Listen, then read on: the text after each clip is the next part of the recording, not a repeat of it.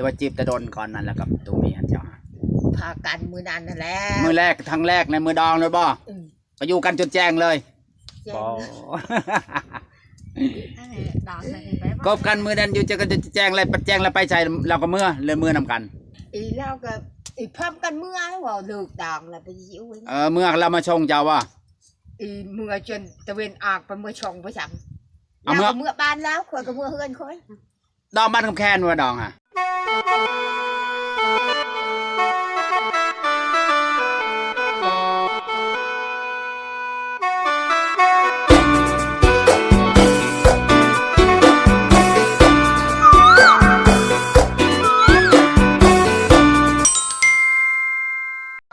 ใจพ่อที่เป็นนายเขาเป็นได้เราจึงเอาเมียปะเจ้าใช่เหตุของเราเห็นผู้ชายแล้วเราอยากไปเราเห็นผู้ชายนะเราเห็นผู้นั้นมากเห็นผู้นั้นมากมันเจ้าไปมีผู้เบายันเราเห็นเจ้าไปกับผู้เบาไหมฮะเขามีผู้เบาฮะยันเราเห็นเจ้ามีผู้เบาไปกับผู้เบาแล้วก็เอาผู้ไม้แหละเขาไม่ไปกับไผ่บ่ไปบุญตะกี้หันตะคอยหันชานมนี่บุ้ยสิไปนี่ได้ในครูถึงในครูทางชาให้ยังไงในครูทางชาไปกันในครูอีในครูของชานมจะเป็นชานมเชิปะให้ไปแล้วไม่ได้คงเป็นชานมบ่และเจ้าจีบตัวมีในต้นบันไดจากปีเจ้าจีบแล้วฮะจีบกับแล้วหันก็ละเอาเมียปะเจ้าหันแล้วจีบคบกันแล้วจะปีต้นเติมพอกันแล้วกับไปดองแม่อะไรเดี๋ยวนี้ดองมาคำพอดีจะได้พอกับเราคุยกับเราฮะจุดแจงจะค่อยอยู่กับเราฮะจุดแจงตากับตาอันนั้นมันเย็นแต่ค่อยช่องคนกับบุญมานี่อยู่อันนั้นดองเย็นเป็นได้ดองเย็นอีไม่มีคน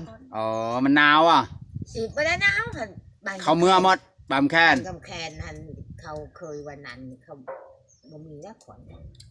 และแจงจุ๊บเจ้าช่องคนจนหันแจงเอ้าจุ๊บเจ้าไปเยอะไม่ได้จนแจงช่องคนก็อันนั้นลุงตะควายได้พอเขาบักคำนี่กับไอ้พอกลาดิจีบกันเราวันแรกแล้วว่ามือแรกแล้วว่ากับเราอยู่จนแจงอ่ะหรือว่าจีบแต่โดนก่อนนั้นแล้วกับตัวเมียเจ้า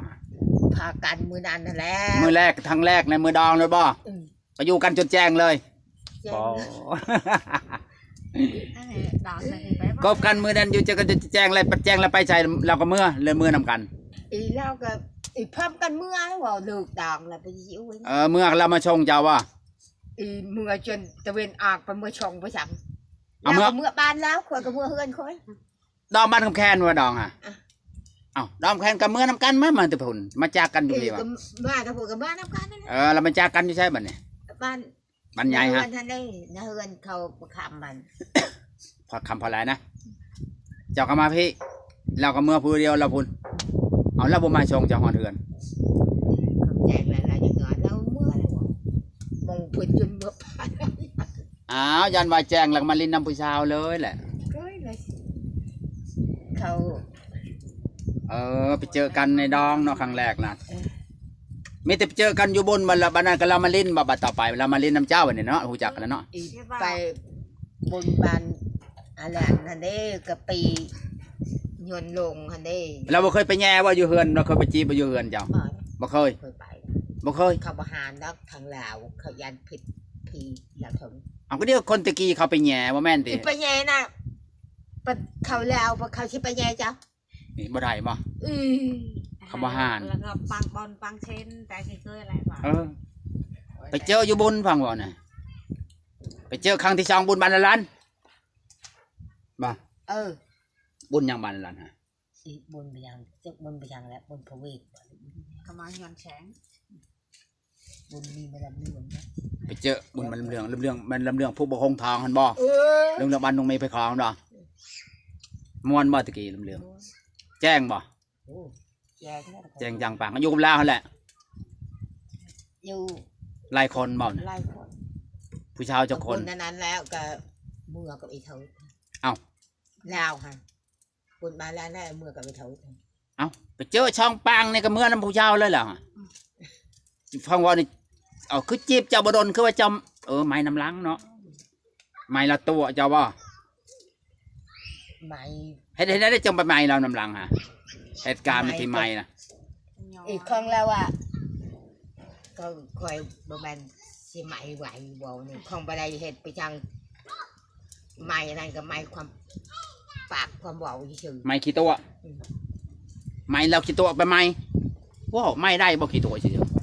ๆแล้วตัวจังได้จังไม้แล้ว อะไรว่าจะเอาเนี่ยว่าจะไปคอดินะ เอาคนตะกี้ว่าตัวชื่อนี่ก็ไม้บ่ ไม่ ตัวแต่บ่แต่ปากก็ไม้เนาะตะกี้เนาะ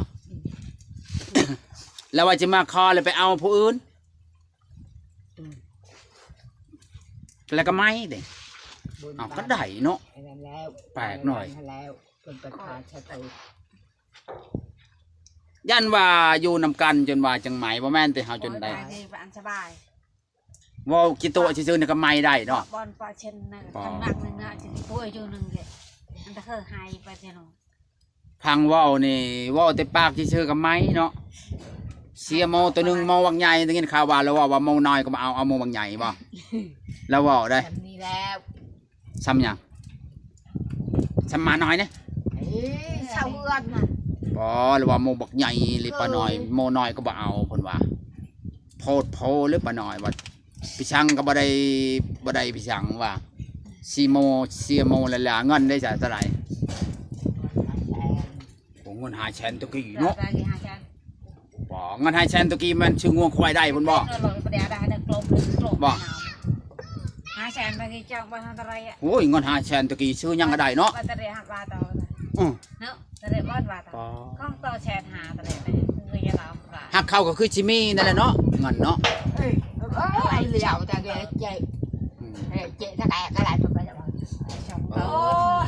เอาเปิดเป็นบัว เจ้าก็อกหักแล้วอกหักใช่เนาะมักเราจนสิเป็นลมเป็นตายไปเด้อจนจะเป็นลมเป็นแรงไปเด้อ มักตอนนมผมพากันอันเติมพา มักตอนนมบัดพุนสุดท้ายบุตรครูบ่าวเอาเมียปะ คืออันบาป บาปแบบใดบาปแบบใดเอาวอโดบาป บาปเอ้เธอจะการเธอเด็กตาเดี๋ยวได้เจอไอ้ตัวกูได้เจอตัวกูได้กูอะไร บาปบาปเราหาตัวเจ้าบ่บ่ว่าติปัจจุบาปแบบนี้แม่นบ่ ได้เนาะ จากวันเนื้อคู่สิมาตอนนี้บ่ไปหน่อยบ่ได้เพราะว่าเรายังสนใจเจ้าหน่อยเพราะว่าเราก็ให้ไปถามแน่เราก็บ่มีเวลาตอนนี้เราอยากเราสิมาอยู่แล้วว่าวันนั้นจะเอายอดมันต้นยอดมันด่างให้เจ้าปลูกให้เราเอามาให้เด้อเจ้าว่าจะปลูกเราจะไปหาชื่อกบจะเกียดกบชื่อกบได้กบได้เขียนเอาไว้ให้ด้วยเราสิซื้อแล้วเราจะกินต้มเราชื่อดอก เราต่อสามพันช่องต่อ40 บ่ว่าดูโต10,000แล้ววะเฮ้ยโตบ่ได้ใหญ่ปานใดมา นั่นมันคือตองยางตองมา มันใหญ่ดินะ ง่ายไปเลย ว้าให้แล้ว นั่นน่ะช่องคุมปลายก่อน ใหญ่ก็คำโตใหญ่เนี่ยก็ช่องโต30ก็ยังใครโต15คำมันใหญ่โอ้ยแล้วเจ้าก็เราเอาผัวเราเอาเมียบ่ได้เฮิงเจ้าก็เอาผัวบ่เจ้าฮะเขามาคอข้างแน่บ่เจ้าบัดนี้รอบ่ผู้บ่าวมาขอเจ้าจะว่าอะไรไม่ได้ใส่เรา ชาวฮาแลนด์ก็ 25 ล้าน ทำเขาเชื่อเลย งัวเป็นงัวตาย เอ้าเงาเป็นเงาตายเงามาแตงบ่ล่ะงัวเป็นงัวเป็นบัดแตงคนนี้ยังไงเนาะ ก็งัวเป็นงัวตายก็กินดองงัวเป็นพุ่นกับป้า5 ล้านคำหนึ่งสลึง เชื่อ พวกพอพังจะได้1สลึงเนาะสลึงหนึ่งก็เท่าไหร่วะตัวนี้ก็แพงเติบได้ถามเนาะคำแพงหรือบ่สลึงมันตก20,000ปลายคนบ่แพงไหมคำขึ้นเลยเนาะใหญ่สลึงนึกอันบาทหนึ่ง70,000เลย70,000เลย27ประมาณ20,000ประมาณนี้ละ สลึ ส ง ลึงหนึ่งจะมั้ง แพงป้าตัว บาท เงิน25 ล้าน 7,000 บ่สมมุติ25 ล้านนี่เฮาไปมือเฮาคอในสมมุติว่าเฮาเทเฮาทอก่อนจาก10 ล้านมาได้ค้างมาจาก15 ล้านมาสิเด้มาแต่งจังทอกหมดมันได้แล้วบ่ เอาก็ได้ค่ะกะว่าได้ กันค้างไว้ก่อนเนาะก็บัดแต่งแล้วก็ไปทอกหมดหั่นนะบ่ว่าเราสิทอกหมดบัดเดียวโตๆก็บ่ทันเด้อป้านั่นน้ำตาไหลว่านั้น เงินบ่ยาตะกระยาตา บ่ได้ไปหน่อยเรามักเราจะเราว่าเราก็เราว่าเฮาก็คิดมักเราอยู่ตะกี้หันเฮาผิดไปแล้วเราว่าผิดไปแล้วผิดยังผู้สาวเมื่อน้ำเราว่าเฮาก็บ่จักจังใดว่าสิบ่เอาก็จักจังใดเขาเมื่อน้ำเลยจ้ะคันเราเมื่อน้ำข่อยก็สิเอาแล้วเราเว้าสิได้จะเป็นเมื่อน้ำแล้วซะตอนนั้น ก็ไม่ชิบให้ไปยัง ผู้บ่าวเจ้ามักก็บ่มือ ว่าเอาก็บ่แม่นว่ายันมันบ่ได้น่ะยันบ่ได้ทันแล้วหันจะได้เมียหลาย อยากได้เมียไว ก็ตามยาวเหรอ บ่แม่นเนื้อคู่เฮาบ่หรือว่าเนื้อคู่ตอนนี้ว่าตอนนั้นยังบ่ขาดได้เนาะได้ตอนนี้บ่ ของผู้สาวเมืองเราไปให้คนเมืองพูดตรงไปยัง โอ้ยเจ้าก็เมื่อก่อนเจ้าก็ได้ก่อนแหละ พอยังเจอระบางตัวเราน้ำมัน อ้าวเยอะหักบ่หลายนะ ไม่ตลอด คันแบบไผสิไปโหดมันหลายบ่